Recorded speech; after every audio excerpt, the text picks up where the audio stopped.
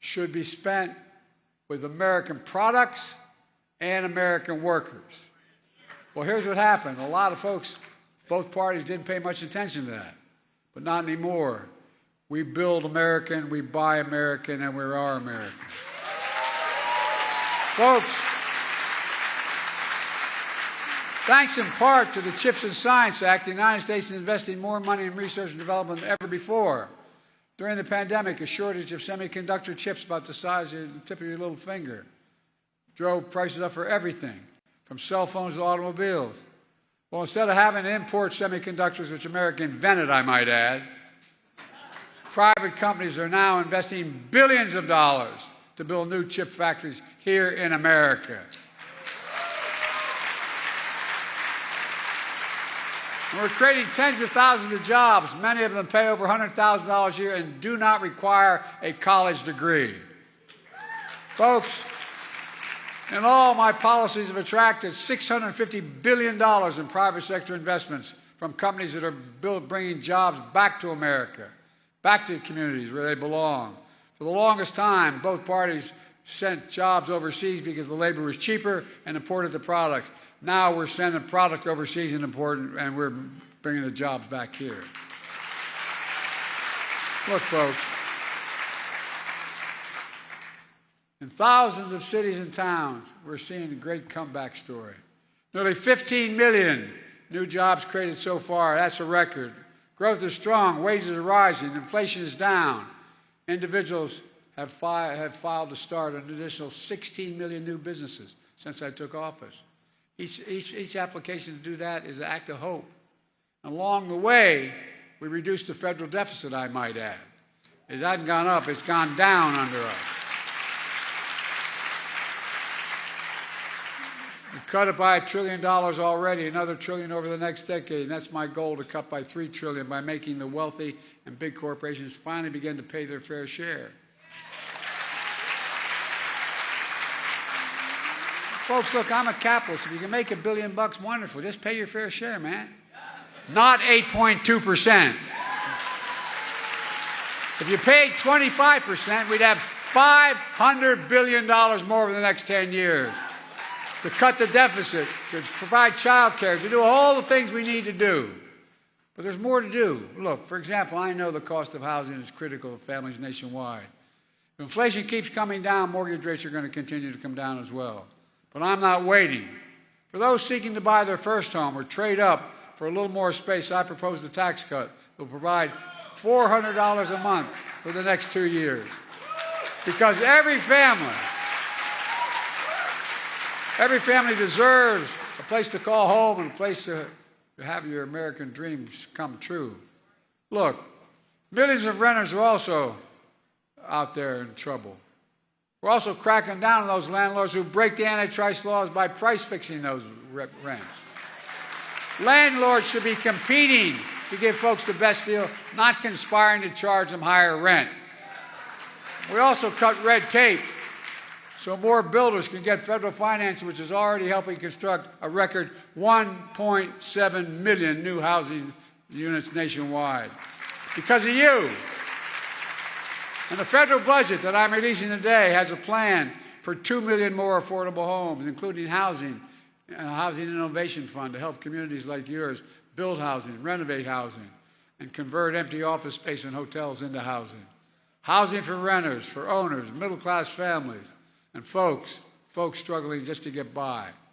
Look, and we realize many of you are dealing with homeless encampments in your cities and towns. Well, we're providing $8 billion to allow you to provide alternatives, to move unhoused people off the street, getting them into homes. The bottom line is we have to build, build, build. That's how we bring housing costs down for good. Folks, at the same time, America deserves the freedom to be safe from crime. And America is safer today than when I took office. Starting with the American Rescue Plan, I made the biggest investment in public safety effort, and you used it well. You, all of you, have done a tremendous job in your communities putting those resources to work.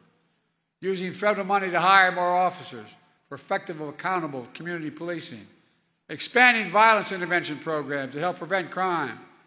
Folks, We don't always hear about it, but today's violent crime rates are down nationwide, nearly every major category, to one of the lowest levels in over 50 years.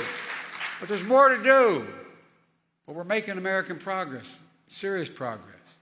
Look, there's another piece of unfinished business, the border, the federal border we keep talking about. In November, my team began serious negotiations with a bipartisan group of senators led by a very serious conservative Republican senator, as well as Democrats. The result was a compromise bill with the toughest border security reforms this country has ever seen. That bipartisan deal would hire 1,500 more border security agents and officers, 100 more immigration judges to help tackle a backlog of 2 million cases that are just waiting to be heard, 4,300 more asylum officers, and new policies so they can resolve cases in 6 months instead of 6 years. 100 more high-tech drug detection machines to significantly increase our ability to stop fentanyl from being smuggled in America. By the way, no one questions those numbers. This bill would save lives, bring order to the border. It has the funds that many of our cities badly need as well. It would also give me, as president, new emergency authority or any other president, temporarily shut down the border when a number of immigrants is overwhelming it to regain control of the border. Border Patrol Union endorsed it. The Federal Chamber, the National Chamber of Commerce endorsed it. And I believe, given an opportunity, the House and Senate have the votes to pass it if they just bring it to the floor and vote on it.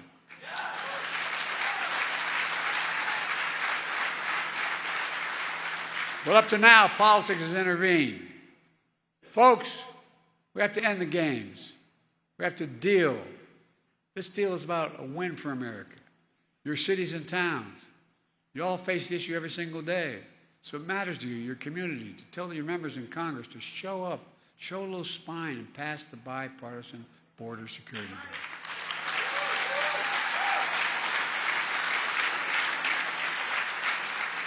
You tell me I'm your last speaker. I've already kept you too long, but here's a go. Let me close with this.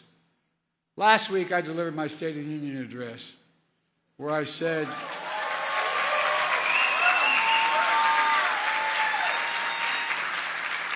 I stated what I believe to be the empirical truth. The State of the Union is strong and getting stronger. That's what I see. As I travel the country, folks often tell me how back in 2020 they were down. They'd lost their business. They'd lost their faith in the system. And then the laws we passed, the work we've done together, got them back on their feet, creating new jobs, new businesses, a new cycle of hope. We've got a long way to go in terms of, and by the way, public confidence in the economy is coming back. So when you see shovels in the ground, people going to work, I hope you feel what we do, and you feel it with a sense of pride.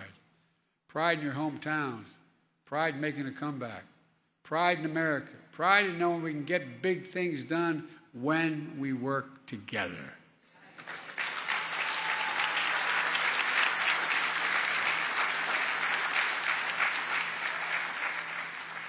Folks, as I said, I've been around a few days. But I've never been more optimistic about our future. I mean that sincerely. We just have to remember who in God's name we are. We are the United States of America, for God's sake. There is nothing beyond our capacity. I mean nothing beyond our capacity when we work together like you all do. So let's work together. God bless you all. May God protect our troops. Thank you, thank you, thank you. Really, thank you. You've been great. Time to do the job.